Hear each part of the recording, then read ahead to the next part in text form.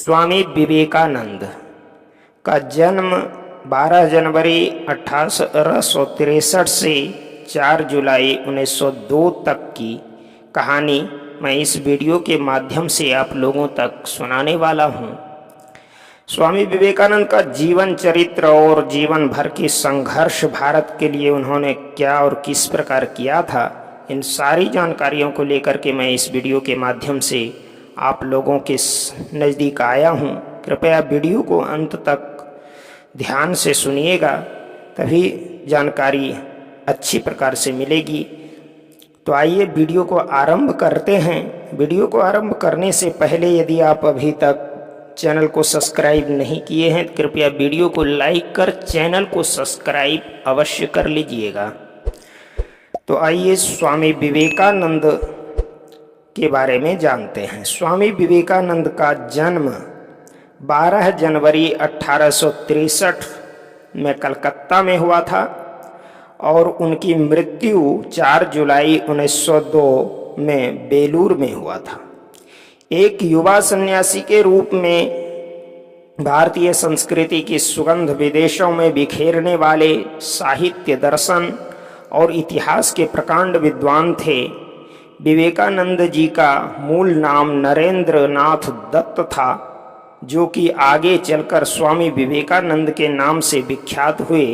युगांतरकारी आध्यात्मिक गुरु जिन्होंने हिंदू धर्म को गतिशील तथा व्यवहारिक बनाया और सुदृढ़ सभ्यता के निर्माण के लिए आधुनिक मानव से पश्चिमी विज्ञान व भौतिकवाद को भारत की आध्यात्मिक संस्कृति से जोड़ने का आग्रह किया। कलकत्ता के एक कुलीन परिवार में जन्मे नरेंद्र नाथ चिंतन, भक्ति व तार्किकता और भौतिक एवं बौद्धिक श्रेष्ठता के साथ साथ संगीत की प्रतिभा का एक विलक्षण संयोग थे। भारत में स्वामी विवेकानंद के जन्म दिवस को राष्ट्रीय युवा दिवस के रूप में मनाया जाता है। जीवन परिचय है। श्री विश्वनाथ दत्त पाश्चात्य सभ्यता में आस्था रखने वाले व्यक्ति थे। श्री विश्वनाथ दत्त के घर में उत्पन्न होने वाला उनका पुत्र नरेंद्र दत्त पाश्चात्य जगत को भारतीय तत्वज्ञान का संदेश सुनाने वाला महान विश्वगुरु बना। स्वामी विवेकानंद का जन्म 12 जनवरी 1863 में कलकत्ता, वर्तमान कोलकाता यानी भारत में हुआ। रोमा रोला ने नरेंद्र दत्त भावी विवेकानंद के संबंध में ठीक कहा है, उनका बचपन और युवावस्था के बीच का काल यूरोप के पुनरुज्जीवन युग के किसी कलाकार राजपुत्र के जीवन प्रभात का स्मरण दिलाता है। बचपन से ही नरेंद्र में आध्यात्मिक पिपासा थी। सन 1884 में पिता की मृत्यु के पश्चात परिवार के भरण पोषण का भार भी उन्हीं पर पड़ा। स्वामी विवेकानंद गरीब परिवार के थे। नरेंद्र का विवाह नहीं हुआ था। दुर्बल आर्थिक स्थिति में स्वयं भूखे रहकर अतिथियों के सत्कार की गौरव गाथा उनके जीवन का उज्जवल अध्याय है। नरेंद्र की प्रतिभा अपूर्व थी। उन्होंने बचपन में ही दर्शनों का अध्ययन कर लिया। ब्रह्म समाज में भी वे गए, पर वहाँ उनकी जिज्ञासा शांत न हुई। प्रखर बुद्धि साधना में समाधान न पाकर नास्तिक हो चली। शिक्षा 1879 में 16 वर्ष की आयु में उन्होंने कलकत्ता से प्रवेश परीक्षा पास की।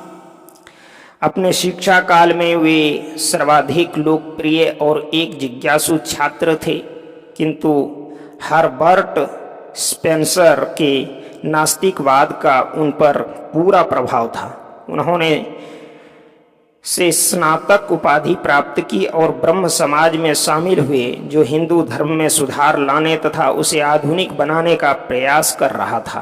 रामकृष्ण से भेंट युवावस्था में उन्हें पाश्चात्य दार्शनिकों के निरीश्वर भौतिकवाद तथा ईश्वर के अस्तित्व में दृढ़ भारतीय विश्वास के कारण गहरे द्वंद्व से गुजरना पड़ा। परमहंस जी जैसे जौहरी ने रत्न को परखा, उन दिव्य महापुरुष के स्पर्श ने नरेंद्र को बदल दिया। इसी समय उनकी भेंट अपने गुरु रामकृष्ण से हुई, जिन्होंने पहले उन्हें विश्वास दिलाया कि ईश्वर वास्तव में है और मनुष्य ईश्वर को पा सकता है। रामकृष्ण ने सर्वव्यापी परम सत्य की रूप में ईश्वर की सर्वोच्च अनुभूति पाने में नरेंद्र का मार्गदर्शन किया और उन्हें शिक्षा दी कि सेवा कभी दान नहीं बल्कि सारी मानवता में निहित ईश्वर की सचेत आराधना होनी चाहिए। यह उपदेश विवेकानंद के जीवन का प्रमुख दर्शन बन गया। कहा जाता है कि उस शक्तिपात के कारण कुछ दिनों तक नरेंद्र उन्मत्त से रहे। उन्हें गुरु ने अध्यात्म दर्शन करा दिया था। 25 वर्ष की अवस्था में नरेंद्र दत्त ने काषाय वस्त्र धारण किए। अपने गुरु से प्रेरित होकर नरेंद्र नाथ ने सन्यासी जीवन बिताने की दीक्षा ली और स्वामी विवेकानंद के रूप में जाने गए। जीवन के आलोक को जगत के अंधकार में भटकते प्राणियों के समक्ष उन्हें उपस्थित करना था। स्वामी विवेकानंद ने पैदल ही पूरे भारत की यात्रा की। देश का पुनर्निर्माण रामकृष्ण की मृत्यु के बाद उन्होंने स्वयं को हिमालय में चिंतन रूपी आनंद सागर में डुबाने की चेष्टा की, लेकिन जल्दी ही वह इसे त्याग कर भारत की कारुणिक निर्धनता से साक्षात्कार करने और देश के पुनर्निर्माण के लिए समूचे भारत में भ्रमण पर निकल पड़े। इस दौरान उन्हें कई दिनों तक भूखे भी रहना पड़ा। इन 6 वर्षों के भ्रमण काल में वह राजाओं और दलितों दोनों के अतिथि रहे। उनकी यह महान यात्रा कन्याकुमारी में समाप्त हुई, जहां ध्यान मग्न विवेकानंद को यह ज्ञान प्राप्त हुआ कि राष्ट्रीय पुनर्निर्माण की ओर रुझान वाले नए भारतीय वैरागियों और सभी आत्माओं, विशेषकर जनसाधारण की सुप्त दिव्यता के जागरण से ही इस भारत के पुनर्निर्माण के प्रति उनके लगाव ने ही उन्हें अंततः 1893 में शिकागो धर्म संसद में जाने के लिए प्रेरित किया, जहां वह बिना आमंत्रण के गए थे। परिषद में उनके प्रवेश की अनुमति मिलनी ही कठिन हो गई। उनको समय न मिले, इसका भरपूर प्रयत्न किया गया।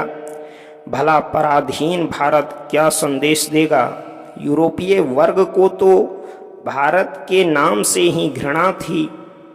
एक अमेरिकन प्रोफेसर के उद्योग से किसी प्रकार समय मिला और 11 सितंबर सन 1893 के उस दिन उनके अलौकिक तत्वज्ञान ने पाश्चात्य जगत को चौंका दिया।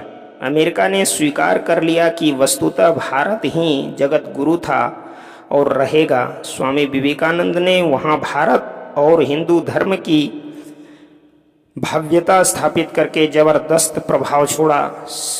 Sisters and brothers of America, अमेरिकी बहनों और भाइयों के संबोधन के साथ अपने भाषण की शुरुआत करते ही 7000 प्रतिनिधियों ने तालियों के साथ उनका स्वागत किया। विवेकानंद ने वहां एकत्र लोगों को सभी मानवों की अनिवार्य दिव्यता के प्राचीन वेदांतिक संदेश और सभी धर्मों में निहित एकता से परिचित कराया। सन 1896 तक वे अमेरिका रहे। उन्हीं का व्यक्तित्व था जिसने भारत एवं हिंदू धर्म के गौरव को प्रथम बार विदेशों में जागृत किया।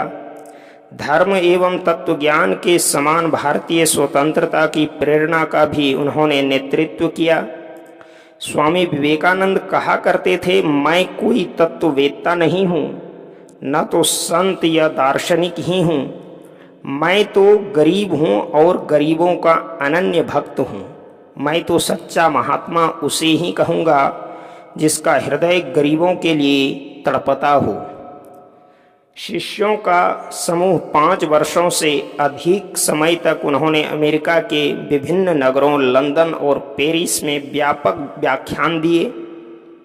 उन्होंने जर्मनी, रूस और पूर्वी यूरोप की भी यात्राएं की। हर जगह उन्होंने वेदांत के संदेश का प्रचार किया। कुछ अवसरों पर वह चरम अवस्था में पहुंच जाते थे, यहाँ तक कि पश्चिम के भीड़ भरे सभागारों में भी। यहाँ उन्होंने समर्पित शिष्यों का समूह बनाया और उनमें से कुछ को अमेरिका के थाउजेंड आइलैंड पार्क में आध्यात्मिक जीवन में प्रशिक्षित किया। उनके कुछ शिष्यों ने उनका भारत तक अनुसरण किया। स्वामी विवेकानंद ने विश्व भ्रमण के साथ उत्तराखंड के अनेक क्षेत्रों में भी भ्रमण किया, जिनमें अल्मोड़ा तथा चंपावत में उनकी विश्राम स्थली को धरोहर के रूप में सुरक्षित किया गया। वेदांत धर्म 1897 में जब विवेकानंद भारत लौटे तो राष्ट्र ने अभूतपूर्व उत्साह के साथ उनका स्वागत किया और उनके द्वारा दिए गए वेदांत के मानवतावादी, गतिशील तथा प्रायोगिक संदेश ने हजारों लोगों को प्रभावित किया। स्वामी विवेकानंद ने सदियों के आलस्य को त्यागने के लिए भारतीयों को प्रेरित किया और उन्हें विश्व नेता के रूप में नए आत्मविश्वास के साथ उठ खड़े होने तथा दलितों व महिलाओं को शिक्षित करने तथा उनके उत्थान के माध्यम से देश को ऊपर उठाने का संदेश दिया। स्वामी विवेकानंद ने घोषणा की कि सभी कार्यों और सेवाओं को मानव में पूर्णतः व्याप्त ईश्वर की परम आराधना बनाकर वेदांत धर्म को व्यावहारिक बनाया जाना जरूरी है। वह चाहते हैं कि भारत पश्चिमी देशों में भी आध्यात्मिकता का प्रसार करे। स्वामी विवेकानंद ने घोषणा की कि सिर्फ अद्वैत वेदांत के आधार पर ही विज्ञान और धर्म साथ साथ चल सकते हैं, क्योंकि इसके मूल में अवैयक्तिक ईश्वर की आधारभूत धारणा सीमा के अंदर निहित अनंत और ब्रह्मांड में उपस्थित सभी वस्तुओं के पारस्परिक मौलिक संबंध की दृष्टि है। उन्होंने सभ्यता को मनुष्य में दिव्यता के प्रतिरूप के तौर पर परिभाषित किया और यह भविष्यवाणी भी की कि एक दिन पश्चिम जीवन की अनिवार्य दिव्यता के वेदांतिक सिद्धांत की ओर आकर्षित होगा। विवेकानंद के संदेश ने पश्चिम के विशिष्ट बौद्धिकों जैसे विलियम जेम्स, निकोलस टेस्ला, अभिनेत्री सारा बर्नहार्ड और madame Emma Karl, Anglican church London के धार्मिक चिंतन रेवरेंड कैनन विल्बरफोर्स और रेवरेंड हॉविस तथा Sir Patrick Geddes, Hyacinth Loyson, Sir Hiram Maxim, Nelson Rockefeller, Leo Tolstoy व रोमिया रोला को भी प्रभावित किया। अंग्रेज भारतविद A.L.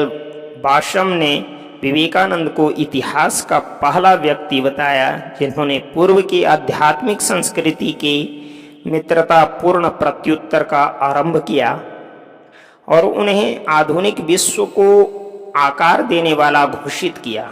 मसीहा के रूप में अरविंदो घोष, सुभाष चंद्र बोस, सर जमशेदजी टाटा, रविंद्रनाथ टैगोर तथा महात्मा गांधी जैसी महान व्यक्तियों ने स्वामी विवेकानंद को भारत की आत्मा को जागृत करने वाला और भारतीय राष्ट्रवाद के मसीहा के रूप में देखा।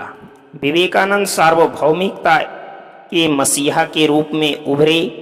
स्वामी विवेकानंद पहले अंतरराष्ट्रवादी थे जिन्होंने लीग ऑफ नेशंस के जन्म से भी पहले वर्ष 1897 में अंतर्राष्ट्रीय संगठनों, गठबंधनों और कानूनों का आह्वान किया जिससे राष्ट्रों के बीच समन्वय स्थापित किया जा सके।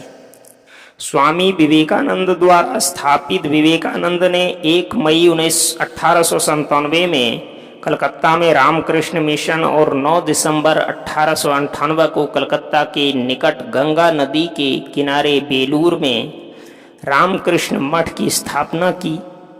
उनके अंग्रेज अनुयायी कैप्टन सर्वियर और उनकी पत्नी ने हिमालय में 1899 में मायावती अद्वैत आश्रम खोला। इसे सार्वभौमिक चेतना के अद्वैत दृष्टिकोण के एक अद्वितीय संस्थान के रूप में शुरू किया गया और विवेकानंद की इच्छानुसार इसे उनके पूर्वी और पश्चिमी अनुयायियों का सम्मेलन केंद्र बनाया गया।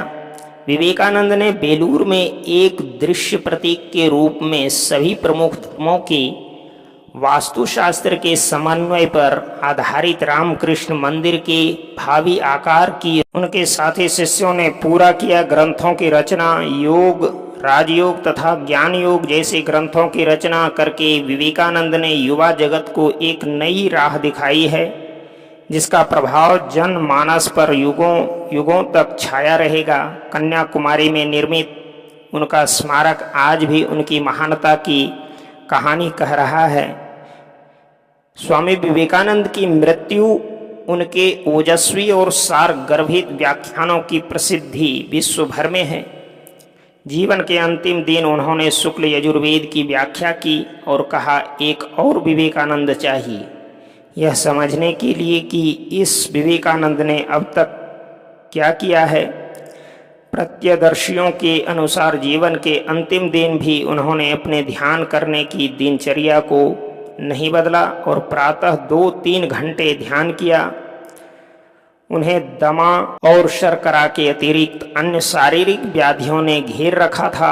उन्होंने कहा भी था, ये बीमारियां मुझे 40 वर्ष की आयु भी पार नहीं करने देगी। 4 जुलाई 1902 को बेलूर में रामकृष्ण मठ में उन्होंने ध्यान मग्न अवस्था में महासमाधि धारण कर प्राण त्याग दिए। उनके शिष्यों और अनुयायियों ने उनकी स्मृति में वहाँ एक मंदिर बनवाया और समूचे विश्व में विवेकानंद तथा उनके गुरु रामकृष्ण के संदेशों के प्रचार के लिए 130 से अधिक केंद्रों की स्थापना की। तो दर्शकों, यह वीडियो के द्वारा आपको अच्छे से अच्छी मार्गदर्शन अवश्य मिलेगी। इसी आशा के साथ यह वीडियो आपको पसंद आया होगा। कृपया वीडियो पसंद आए तो चैनल को सब्सक्राइब करें, वीडियो को लाइक करें और बेल आइकॉन दबाकर आने वाले वीडियो का नोटिफिकेशन जरूर प्राप्त करें। मिलते हैं अगली वीडियो में ऐसे ही सुंदर प्रसंग को लेकर के। तब तक के लिए जय गुरुदेव।